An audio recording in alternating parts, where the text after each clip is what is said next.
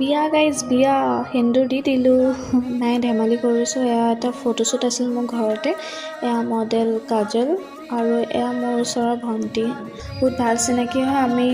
প্ৰায় 2-3 বছৰ আগতে প্লেনিং আছিলে এটা ফটোশ্বুট কৰিম কিন্তু বাট হৈ থকা নাছিলে সময় সুবিধা